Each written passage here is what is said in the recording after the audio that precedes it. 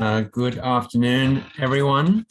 So I think most of you have arrived. If I can get all of you to turn your cameras on, please. I see some of you, but not many. So it'd be nice to see your faces. Thank you. So firstly, I want to just set some dates for the term project. So as you know, the part of the assessment for this course is the term project. And so you already did one presentation last month. And so in this course, we require you to do two.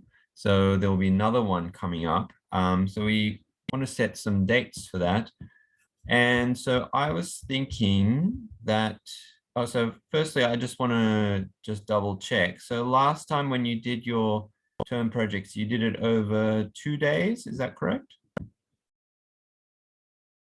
Right, okay, good. All right, so you basically did it in turns, each group presented, and then you did it over a couple of lectures. Okay, so we can follow that same format.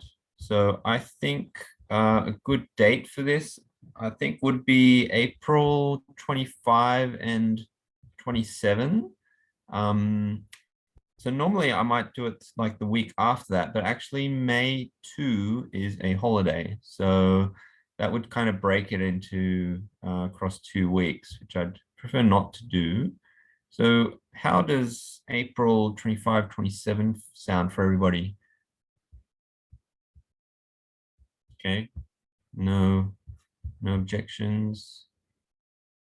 You might like to look at your schedules. Yeah, I mean, that also maybe another reason for having it like not so late in the semester is that, I'm sure you've all got other exams and things to prepare for. So it'd be probably good for you to get it out of the way so it doesn't clash with other kind of commitments that you might have. So okay, looks like most of you are okay with April 25 and 27. So I will send a notice for that shortly. But if you guys suddenly realize you've got something else which is on that day, then we can change it. But I think for now let's go with that, and then once I announce it, we'll lock that in. Okay, so that's a bit of administration sorted out. So let's then get onto the lecture. I can work out.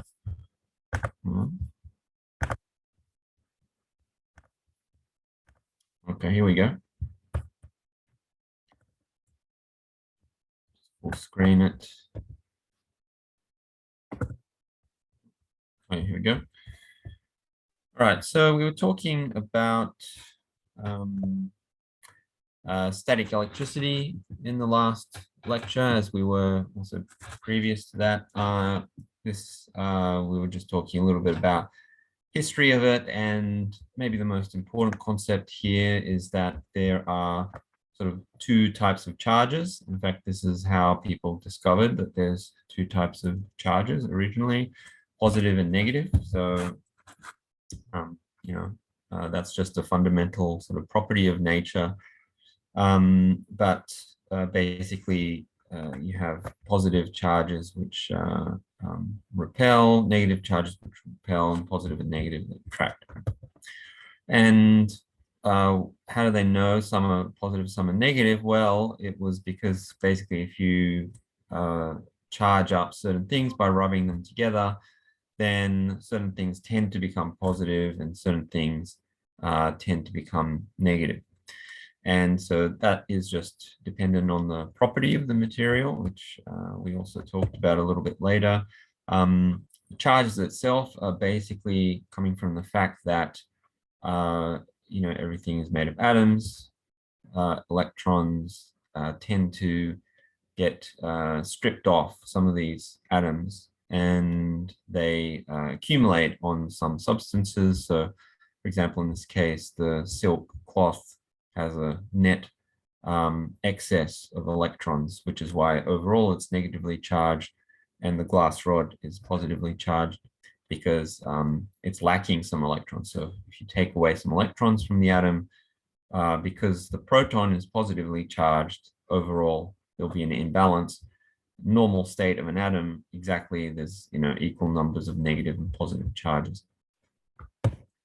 And so these are just, this is just how you measure charges, measure in coulombs, and one electron has 1.6 times 10 to the minus 19 coulombs, and it's a negative sign because it's negatively charged. Typical amount of charge that you might have in sort of everyday objects might be something like this, charged up item of clothing like this might have something like 10 to the minus 7 coulombs.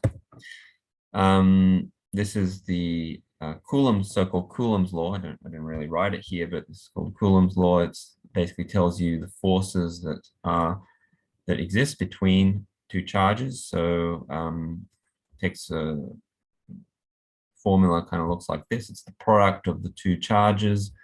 So if you've got two charges, Q1 and Q2, then that's the charges that are on there. And then it's weaker as you separate them. So the charges, as you take them away, the force that you feel is very small. And K is just some proportionality constant. You just basically get all the numbers correct. We worked out how to do, did some little calculation like that. And why does certain things become positively or negatively charged? It's basically because some materials just chemically like to have electrons, and it's all got to do with the stability of electrons, of atoms, and their electronic configurations. I mean, basically, a lot of how chemistry works, at least, at the basic level that you're taught, atoms tend to want to become the same configuration as these noble gases. So the noble gases like helium, neon, and so forth, they have these very stable electron configurations. And especially these atoms which are like one away from it, they're nearly the noble gas configuration, but they've got, in this case, like one extra electron, or one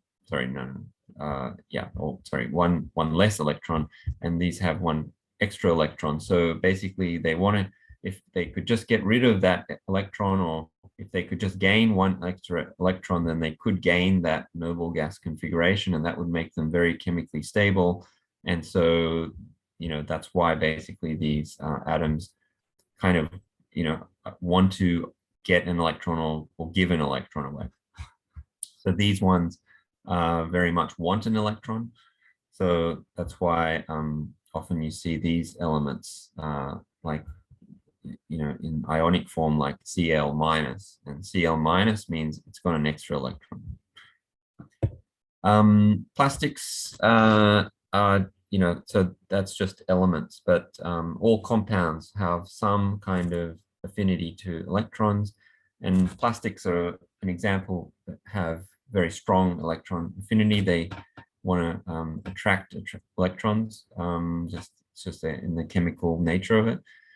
And they also have very conductivity. Sorry, did somebody have a question? Yes, I have a question. So when you're the last slides, you were talking about all those materials that they are likely to catch the electrons. So for just curious that the static electricity is happen between two solid items. Does it also happen between the gases or the liquid? Yeah, okay, that's a good question. I hadn't really thought about that so much, but I think my immediate thought is that if the charges are mobile, then they will tend to reconfigure themselves so that they kind of recombine, because so chemically they might like to attract an electron and so forth. But then the problem with that is that now that they're charged, so say here's an atom and it really wants an electron, here's an atom, it really wants to give an electron, so this one gives an electron to that one. Now if they're fixed, then that might be a stable configuration, right? But if they're floating around, now these guys are like electronically charged, and then they'll like kind of come together actually, right? And then basically then you might have a situation where actually these things chemically bound. And so, for example, that's a example of how salt is. So salt is sodium chloride, but it comes from the fact that sodium really wants to give away an electron and chlorine wants to really get one. And then, once they're together, but, this force is very strong, and then actually tends to form a solid because it's very, very strong. So I think that even, if you had this, a situation where it's a liquid, it would tend to kind of clump together and actually kind of neutralize itself, and so you wouldn't really notice the static, I guess. Like it would form some other kind of substance that wouldn't really have the accumulation of charge. So in the case of the plastic, one of the key things is that it is actually also electrically neutral, so that these charges don't flow anywhere. So I think the short answer to your question is that it's a little bit harder for the static electricity form in such like a fluid, because the charges tend to move around and then you sort of don't notice it, or they form some other substance. So that's a good question. If I can come up with a better answer than that, I'll get back to you, but that's my immediate thought. Yeah. Thank you, Professor. Okay.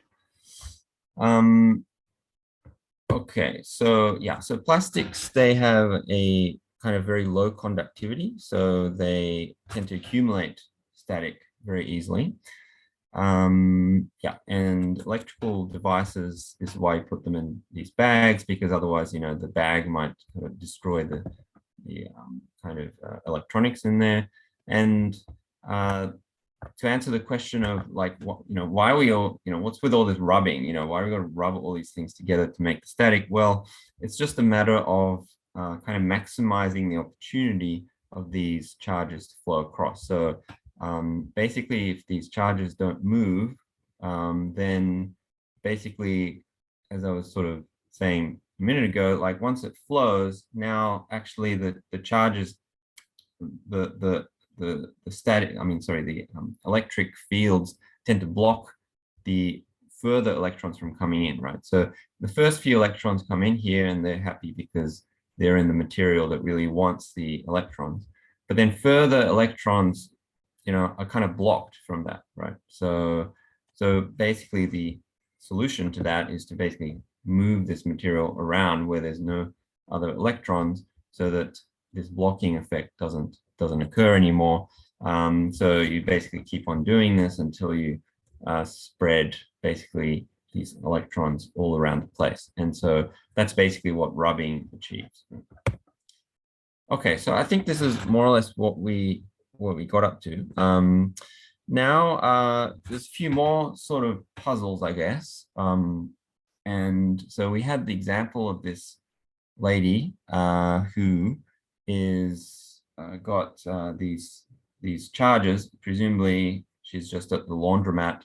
She's got all these socks out of the dryer, and then so much charge on them that actually sticks to them, right? But so why would these socks cling to this person? It's not like she's positively charged. Normally, your body is not really like accumulating charge, right? So why is it stuck to her? So basically the answer to this is induced charge, right? So imagine if you bring this sock towards some material, and suppose in that material the charges are a little bit, they can move around a bit. Okay, so maybe this is like a conductor or something, so that the conductor can allow these charges to move around in this substance. So what's going to happen in this case is, I mean, sort of just as an initial guess, you would think that if you have something with neutral charge here. So here there's equal numbers of pluses and minuses, right? So this is neutral. So you would not necessarily think that bringing some charge thing would actually do anything, right? Because, you know, I mean, this is negatively charged, and then this is neutral. So if it's neutral, then, you know, according to our Coulomb's law, for example, what would happen is that, okay, here I got some charge here, it's Q2, that's something, but then Q1 is 0, right? So that you might think, okay, well, force is 0 because one of the things is neutral, right? So, but actually that's not quite what happens. And if the situation is that the charges can move around a little bit, then when you bring this sock closer to this material, then the positive, you know, charges move across, or maybe the negative charges move away. It's sort of the same thing. And so what you have is a situation where actually you'll have like more pluses near the sock and then more minuses away from the sock. Now, because you know, this Coulomb's law, this one, works in such a way so that the forces actually get weaker as you're further away, right? So what this actually means is that if I just get my pen, yeah. So so for example, if we look at the force on, say, this electron, well, it's going to be attracted to this one, right? Because here's a bunch of positive charges. And then these negative ones will actually repel it, right? So so here we're going to have another arrow, and it's repelling. And then, you know, this second arrow is from say this charge, and this arrow going to the left is from this one. Now, I've drawn this one a little bit smaller than this one because this electron here is a little bit further away, right? So it's further away so that the force is smaller.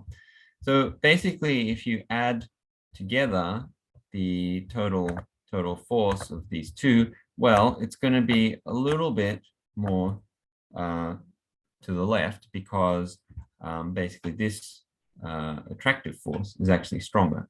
So basically, by these charges rearranging themselves, what you eventually find is that even though this whole thing here is actually neutral, this material, it's got equal number of plus and minus charges, just because the charges rearrange themselves, and you know they naturally want to do this because you know these plus charges, they want to get closer to the minuses, and these minuses want to get away.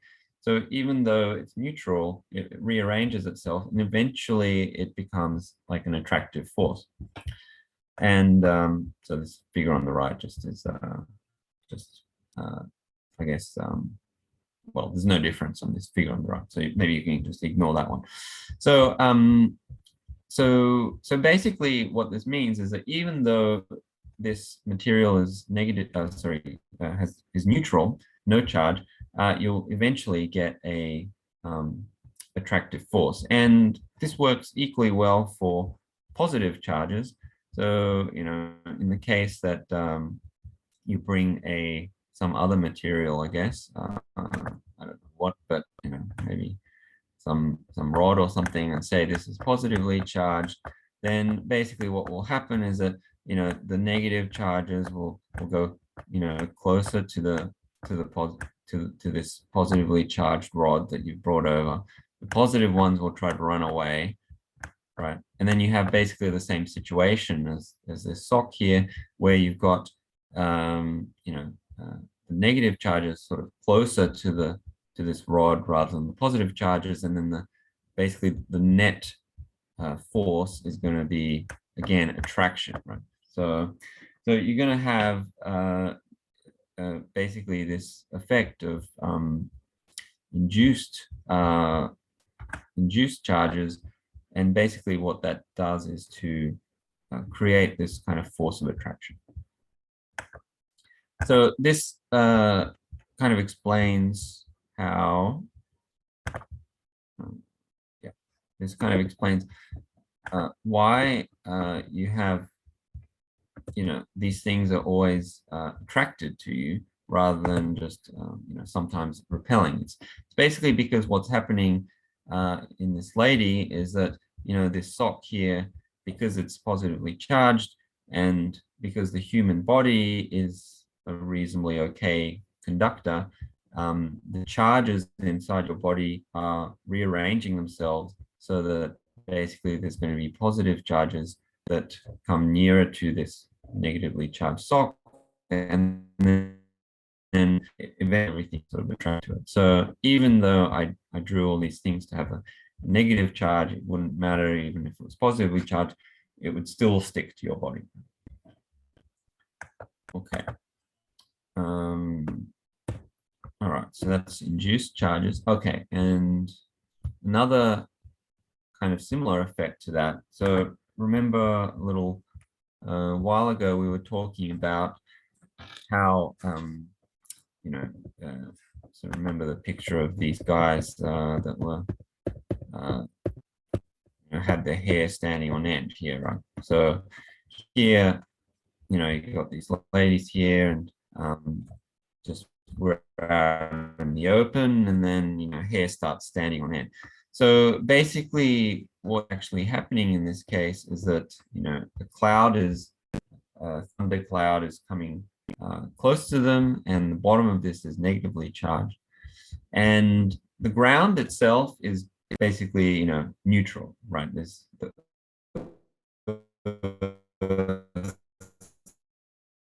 but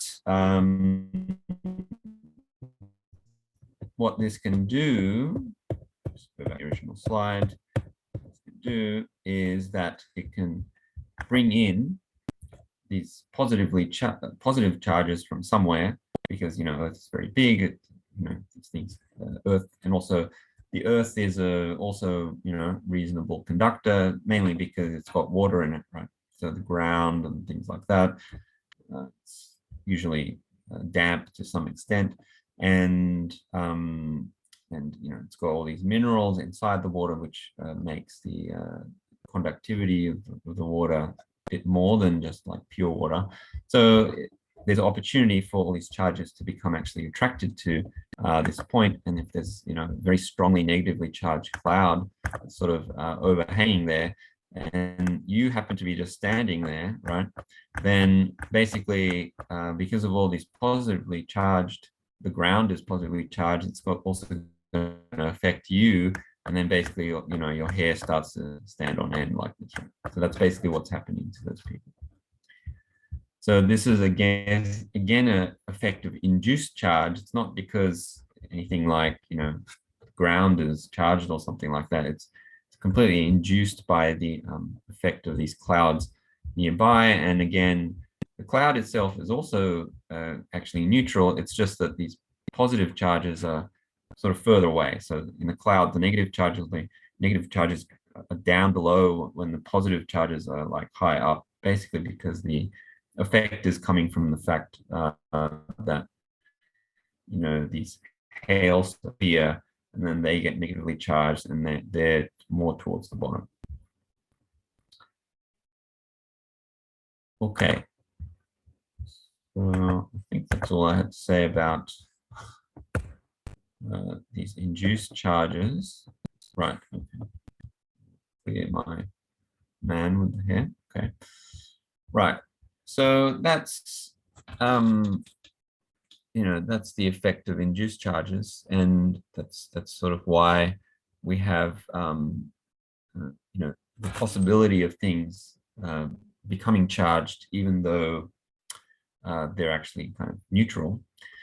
Now let's think about another effect of static, and so you'd be familiar that in winter, if you're just took your coat off, put it down somewhere, and then you touch something, and then you get a nasty electric shock, right? And and in some cases, this can be strong enough so that it actually makes a visible spark, right? So this is obviously exaggerated a little bit, but actually, you can have so much static on you, and happens because when you take your coat off, there's some friction between you and the coat, and again, it's this kind of rubbing effect, right?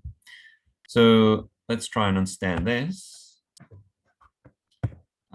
So to understand this, we need to understand a little bit about voltage.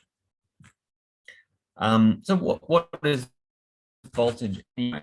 So voltage is basically defined as the energy, potential energy per unit charge. So you know, you're all familiar with you know, just the electricity that we normally use, but you know, so 200 volts outside, you know, voltage for electricity that's coming out of the walls. And so basically what that really means is that if you're saying 200 volts, what that actually means is that, so 200 volts means basically each Coulomb of charge has 200 joules in it. So Coulomb, you know, is just a measure of the amount of charge that you have in a wire. And basically each Coulomb of that has 200 joules, right? And 200 joules is, you know, reasonable amount of energy. Right? So, you know, in the context of, you know, these wires, like, so if you've got electrical circuit and, you know, you've got basically charges that are flowing inside the circuit, and actually the charges are the electrons inside. Right? So basically, you know, the way to picture it is that if you wanted to calculate, oh, well, maybe I could ask you. So if I wanted to work out how many joules each electron has, then how would I work that out?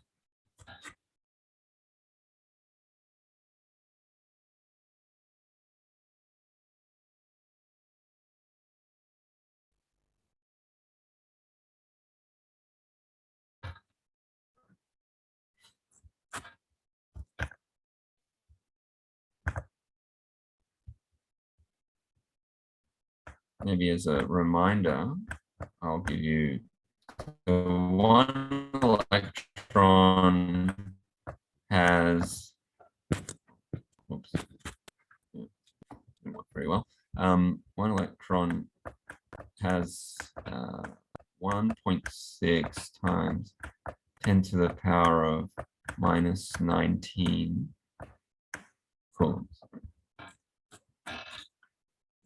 So how would I work out how much energy each electron has?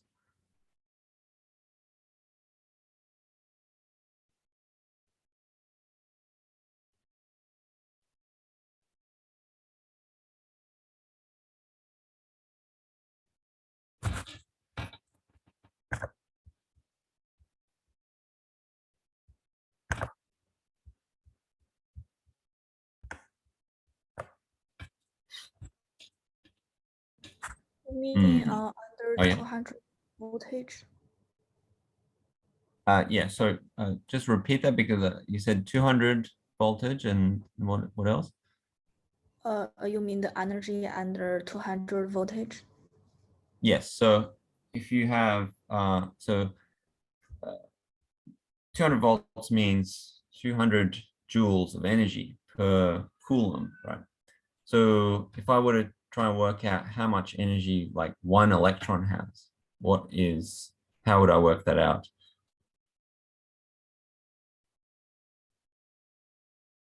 Should be 200 times 1.6 times 10 to the power of minus 19, right?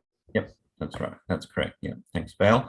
Yep, so this will be something like, so if we just do a little bit of mental arithmetic, so 200 times 1.6 is 320. So 320 times 10 to the minus 19 joules. Or that's also 3.2 times 10 to the minus 17 joules.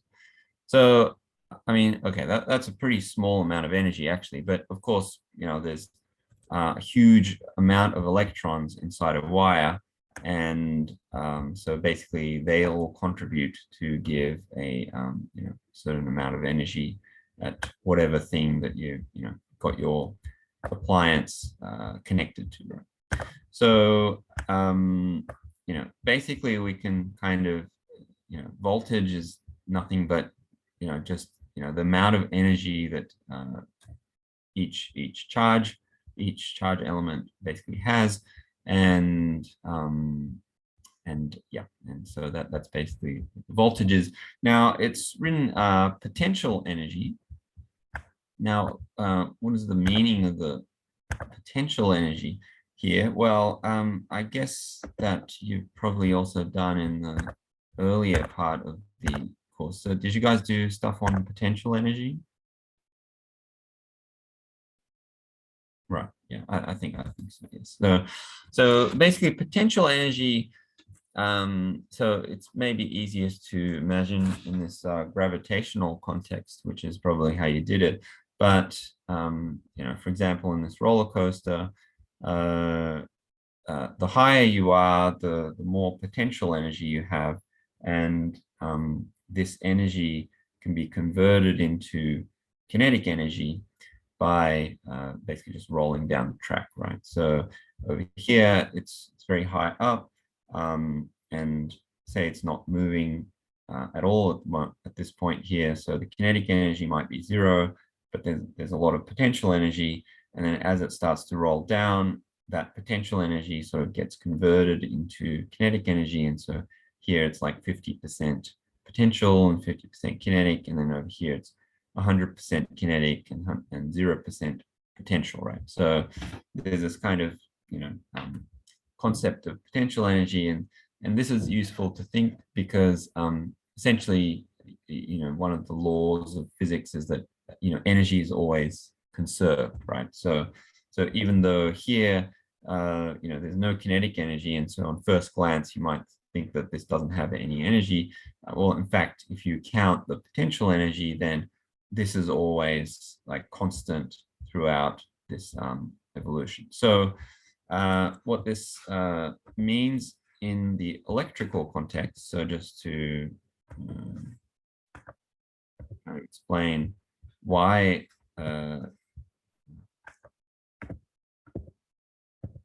yeah, okay, so all right, so just to explain this in the electrical context. So in an electrical circuit, it's basically something similar. So say you have a circuit like this, and say you got a battery here that is I don't know, maybe it's lighting up a light bulb here, and so this is supposed to be a light bulb, and it's going to make light. So this is super simple electrical circuit. Now, what basically happens here is that you can think of this battery as something to give all the electrons. And after all, so this is the positive side, and this is the negative side. So actually the electrons sort of flow in this direction. So it sort of flows.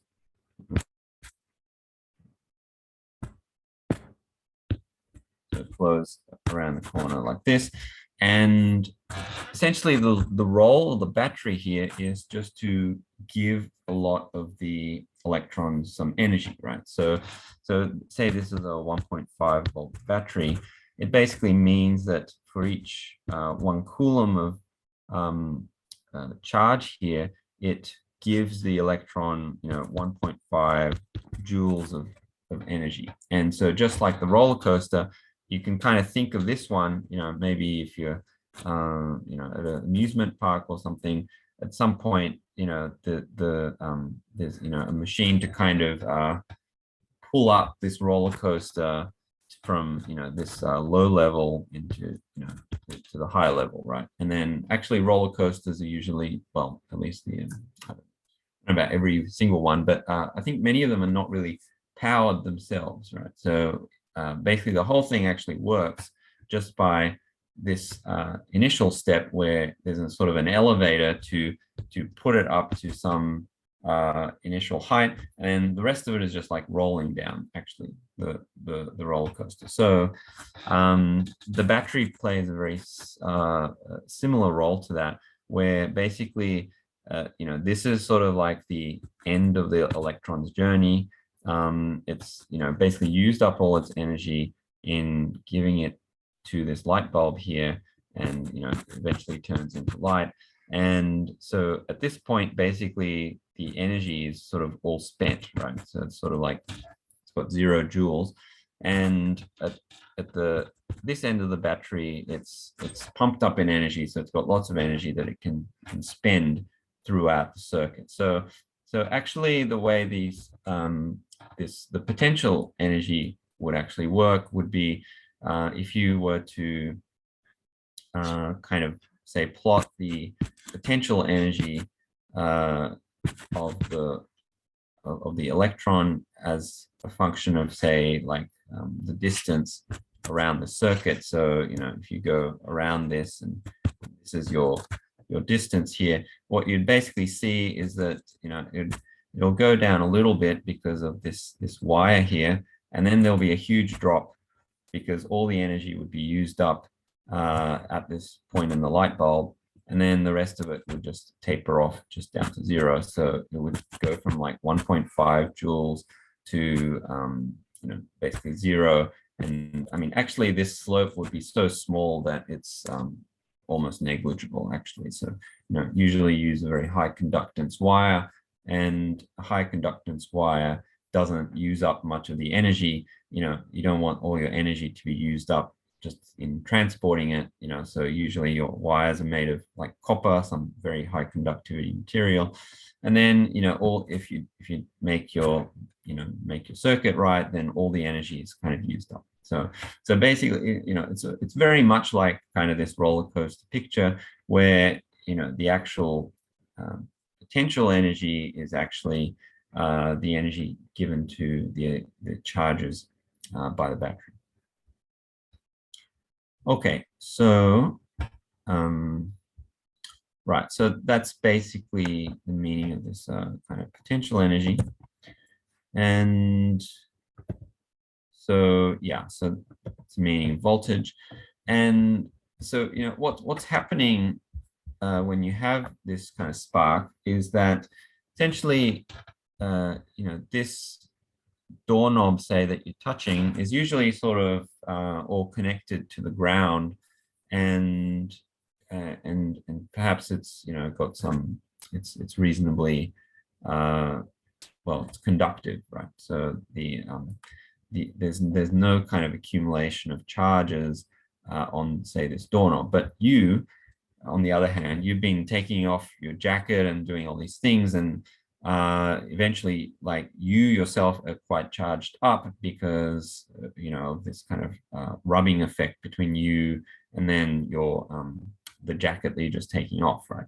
And you might be wearing rubber shoes, so that charge that you've sort of accumulated by taking off your jacket is just sort of accumulating on your body, right? So basically, the situation is that the electrons that you have on your body are actually very high voltage, which meaning they've got a very large kind of potential energy. And meanwhile, the thing that you're about to touch actually has very low potential energy, basically because there's not really any kind of electrons around there or anything.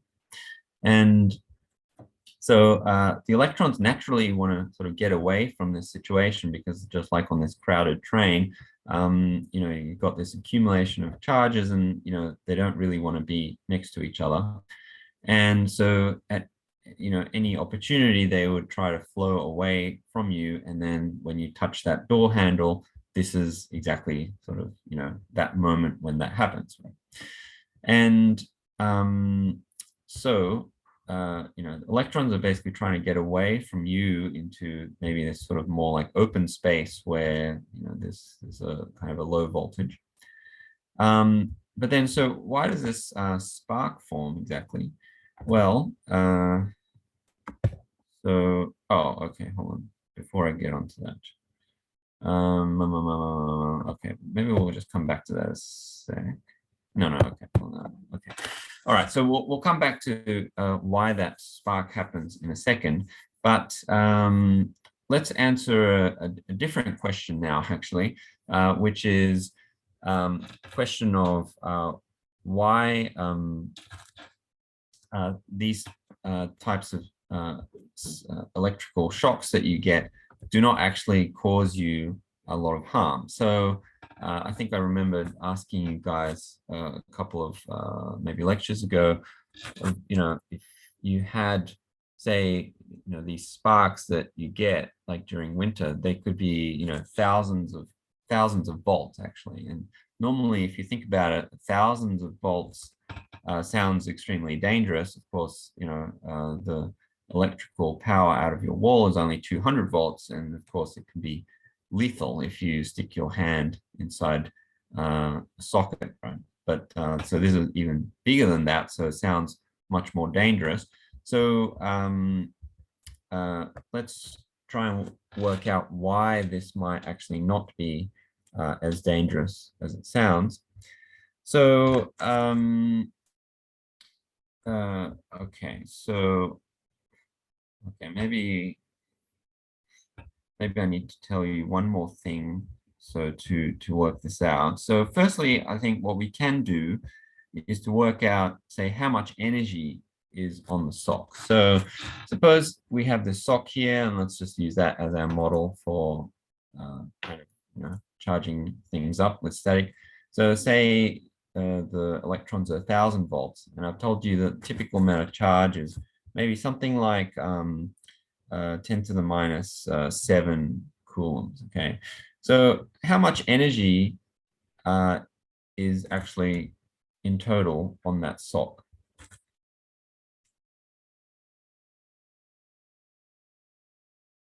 It is 0.0001. Right. Yes. Yes. That's great.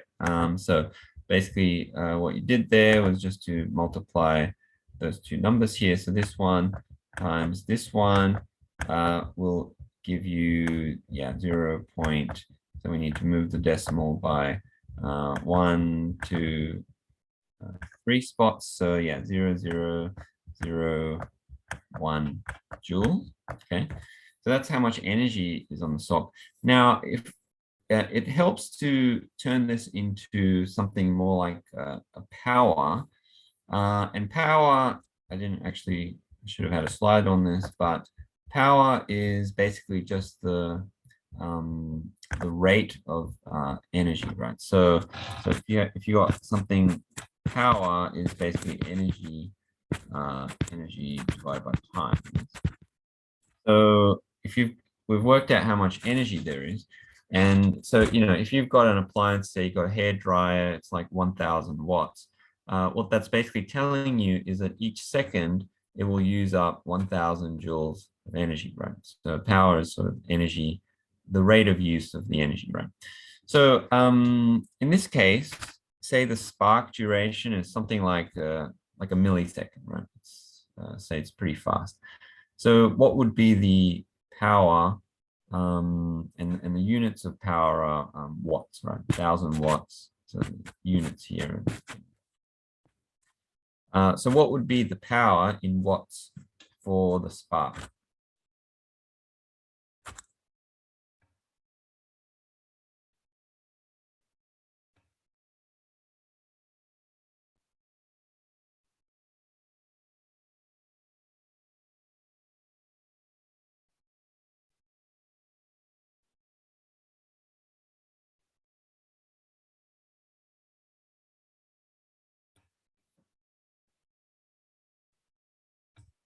.1. I think you had the right idea, but I think, isn't it 1, 2, 0.1. 3? Yeah, 0.1. Sorry, I misheard you then. Yes, so the power would be 0.1 of a watt. Okay. All right, now let's compare that to something, which might be simple kind of circuit. So it's a little bit like what I drew a slide ago. So suppose you've got a 1.5 volt battery and you got a light bulb or maybe a LED, right? LED, actually, maybe LED is a little bit more realistic for these numbers. Now, if we work out the same power for something like this, not really going to go into it, but another way that you can work out power from voltage and current is that you can just multiply those together. Okay, so voltage times current will also give power. Now, in this case, this is 10 milliamps. That means it's 0.01 amps. Okay. So in this case, what would be the power of this circuit?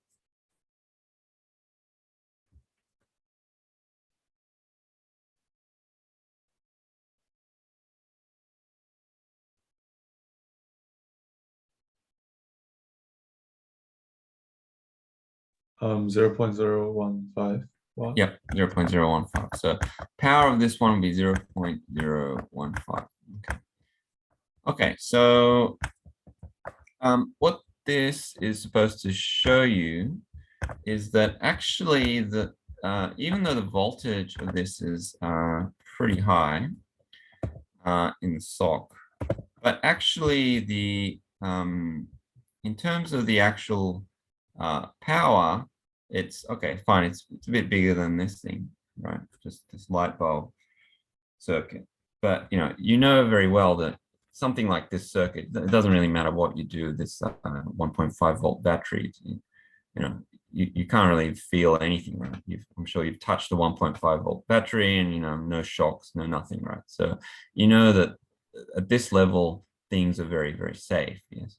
So the danger element actually comes really not just necessarily from the voltage, but really it's really more to do with the current actually. So if you've got a high voltage source, but the current is actually very, very small, then it basically doesn't really do much, because after all, basically what current actually means, it's actually the amount of the charge that's actually flowing, right? So it's sort of like the situation where you have this wire, right, and then you have an electron, and basically you're saying, okay, so if the electrons are very high voltage, what that means is that say each one of these electrons has quite a lot of energy associated with it, right? So say I don't know, some amount of energy E, right? But basically current, on the other hand, what that basically means is that that's how many of these electrons come along, right?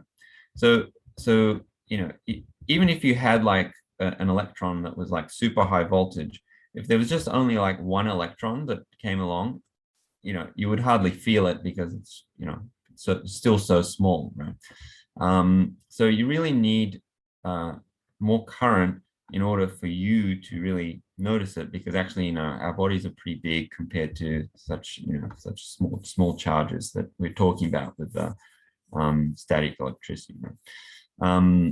But of course the other way around, of course high voltages can be dangerous, but they're basically only dangerous if there's an opportunity for lots of current to kind of flow, right? So the voltage out of the socket in your wall is dangerous, because actually it's reasonably high voltage. So actually each of these electrons has quite a lot of energy, but also it's designed so that it can actually flow and give a lot of these electrons, right? And then so if you have these high voltage or high energy electrons, and then many of these can also pass through, then you basically it starts to become dangerous, right? So just a couple of these electrons, even if they've got lots of energy, it doesn't matter so much. So this is basically the situation that we have.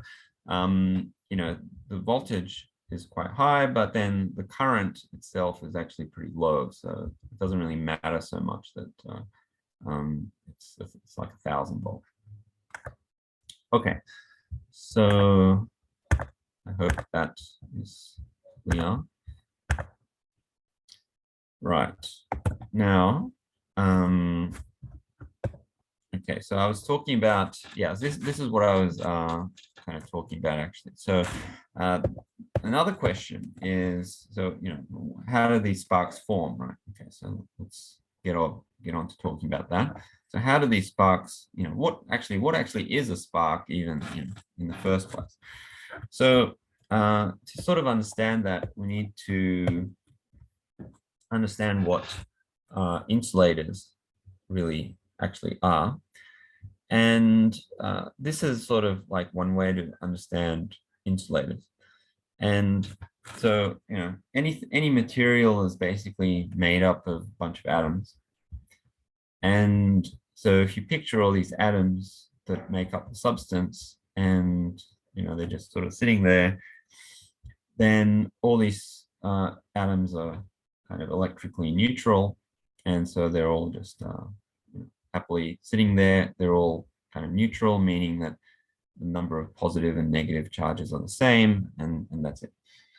Now let's think about what happens if we apply an electric field to this.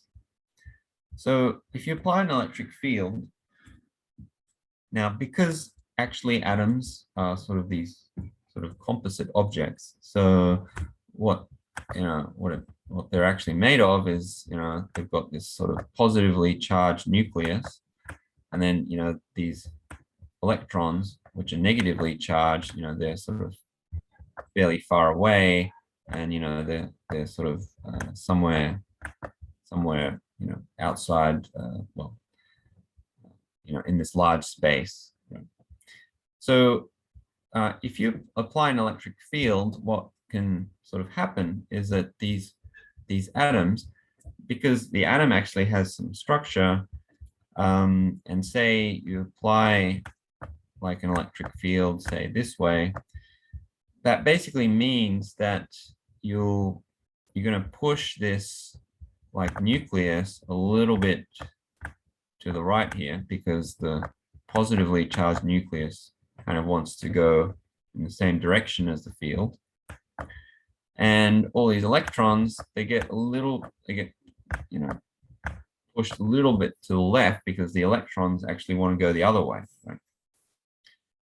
So what you basically end up with is this slightly polarized atom. So it's not like this field is not that strong, so it's like going to break anything apart. It's not going to break the atom, but it's going to slightly kind of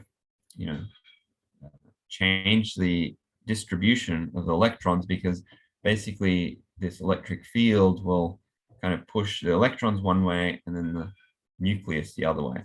So this is basically what this little capsule kind of shape is supposed to mean. It's like effectively it's like a little what's called a dipole. Dipole is something where you can, the simplest one, you can picture it as a plus and a minus charge, kind of separated by a small distance, say some distance, say d. And effectively this atom here is a little bit like this dipole, because if you think of, maybe I should have drawn it, no, I drew it the right way around actually. So because the electrons sort of go left a little bit and then the nucleus goes a little bit right, overall the chances of seeing this positive charge is a little bit higher on the right than it is on the left. And this happens to every atom in the whole material. And so these are supposed to be some kind of conductive plates on the side. And so this whole thing becomes slightly all the atoms become slightly sort of polarized, meaning that they all become this kind of oriented in this way. Okay, so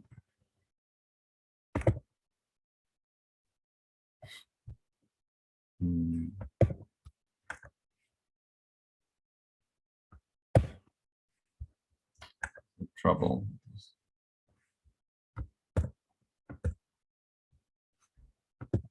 Okay, okay, so so let's think a little bit more about what actually happens in that spark, right? So when we have that spark,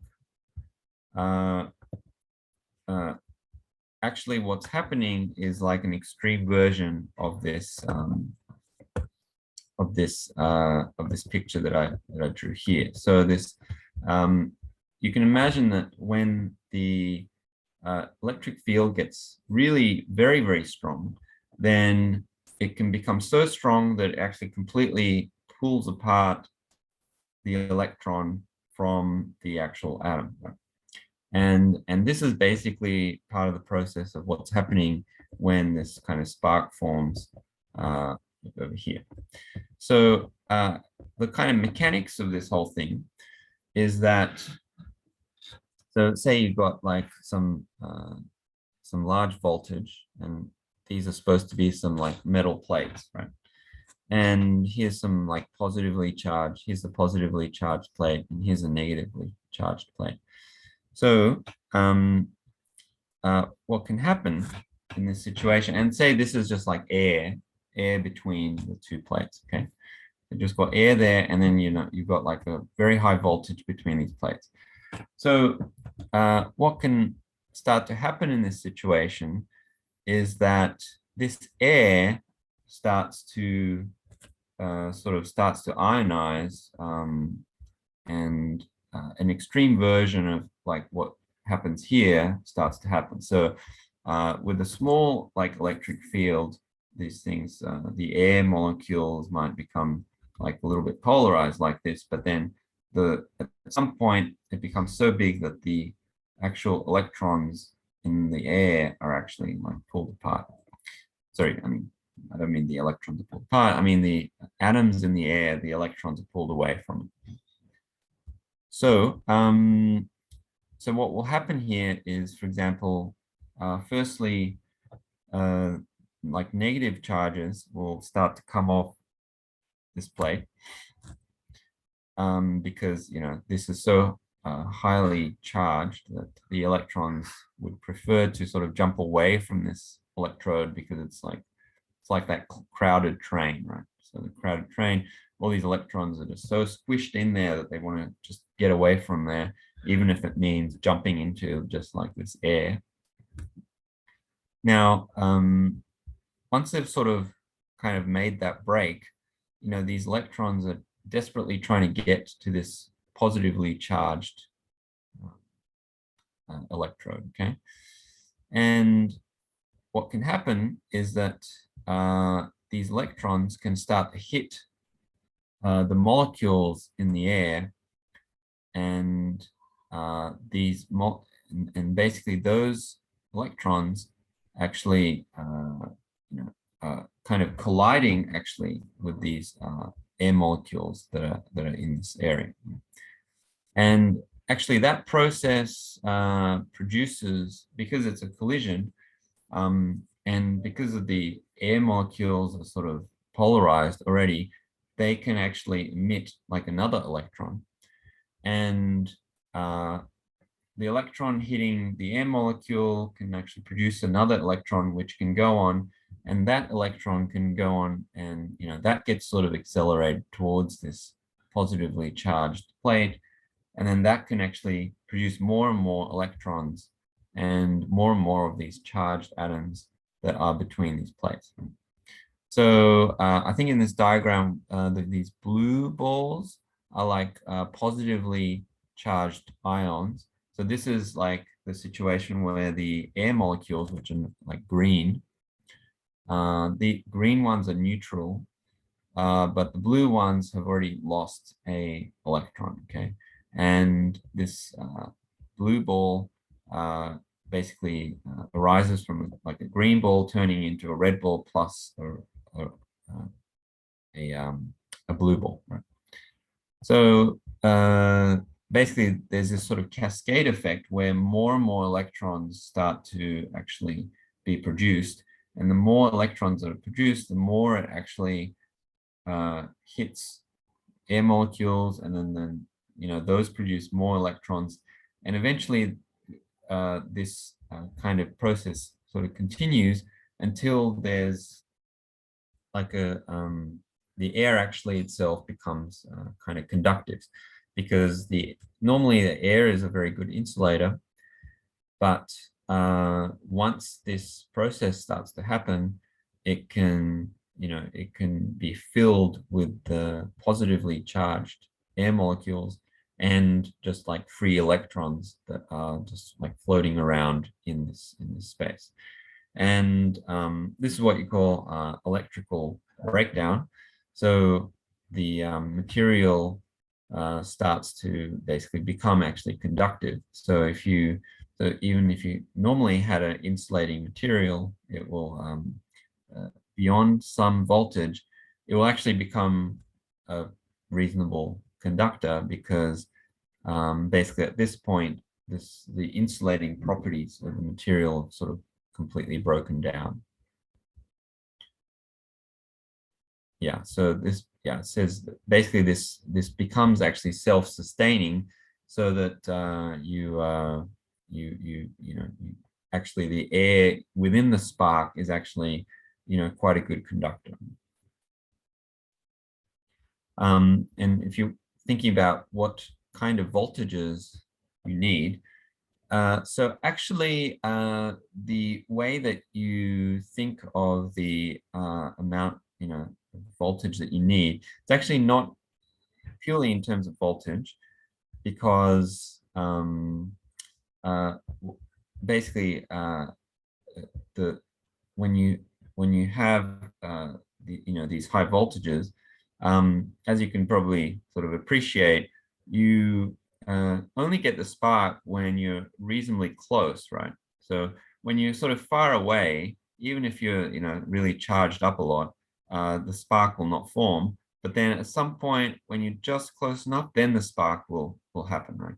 So there's a dependence on how much charge you have when you get a spark, but also how far away you are from the thing that you're about to touch, right? And so the electrical breakdown is given by usually about this kind of number. So you need about 30,000 volts per centimeter.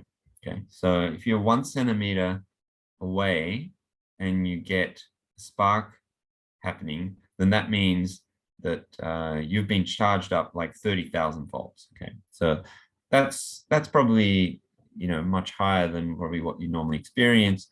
Probably something a little bit more numbers like that you might really have is you get that spark when you're more like a millimeter away or something like that, right? So when you're about a millimeter away, then you get that spark happening, right? So in that case, the electrical breakdown would be more like 3,000 volts separated by 1 millimeter, and that's still the electrical breakdown. So this is consistent with about like 1,000 volts when you get like these spark effects in winter. Okay, any questions so far?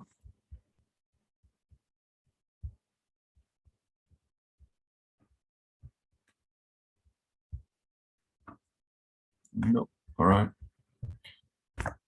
Okay.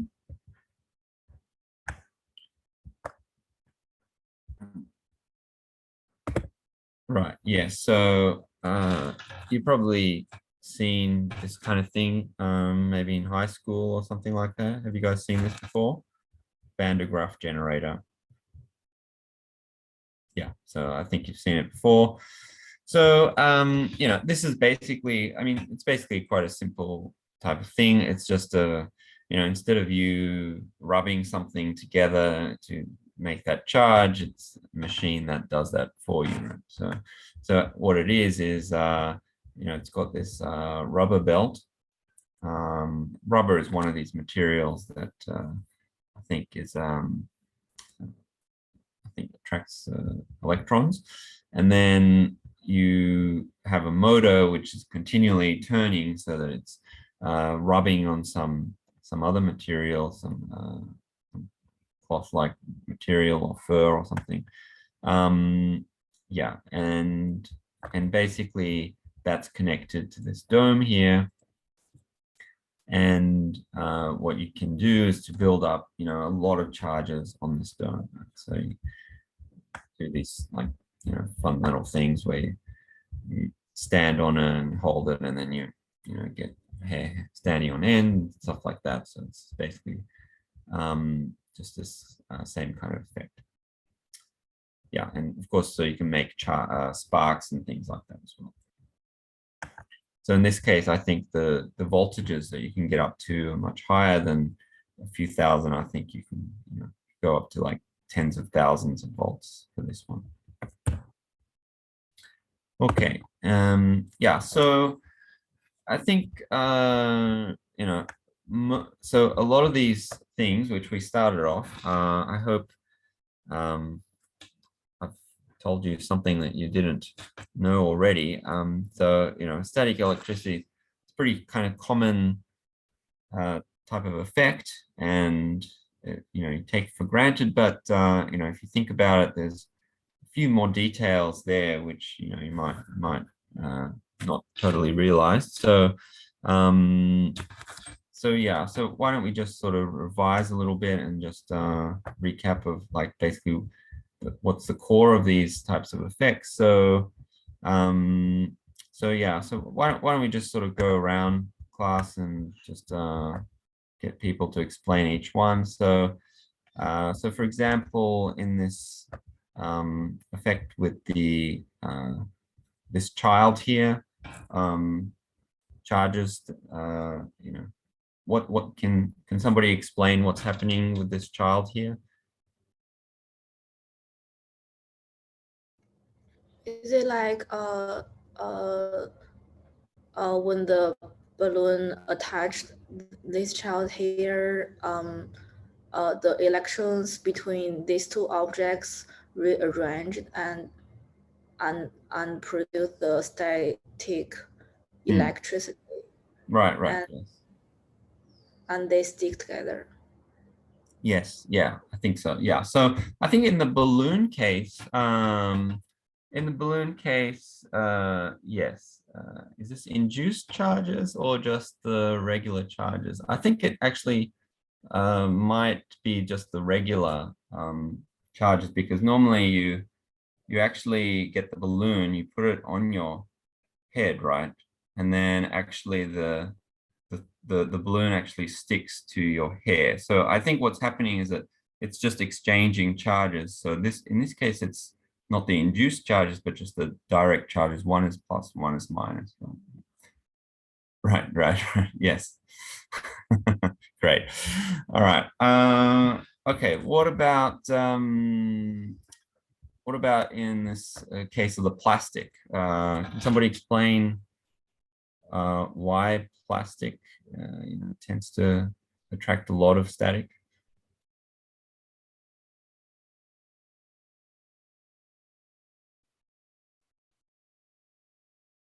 Is it because of the concept of was it electrical affinity? Right, Of the material of plastic, that they tend to attract more electrons than other materials? Yeah. Yes, that's right. Yep. Thank you. Yes. So electron affinity, basically, it's just it's a property of the chemicals. Also, it's very electrically insulating, so that the charges, once you build them up, it's difficult for them to go anywhere else, right? So that's also another key factor. Okay, great. And then how about maybe one more? This lady here, why are all the socks stuck to her?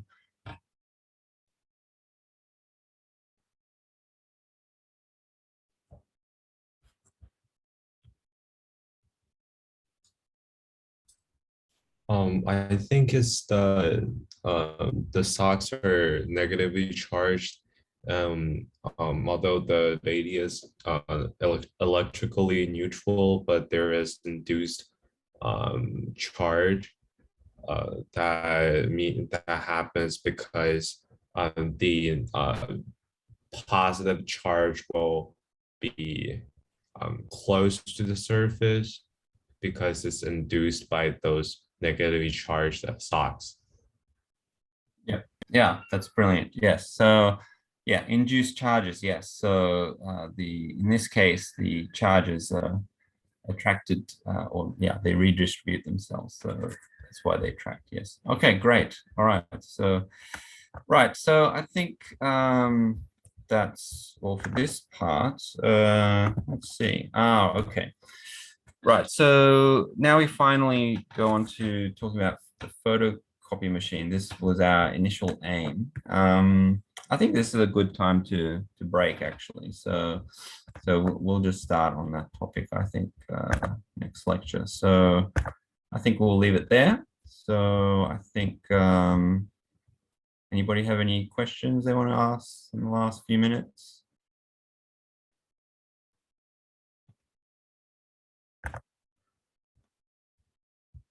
Nope. Okay, doesn't look like it. So, all right, then we'll leave it there and I will see you on Wednesday. Okay, bye.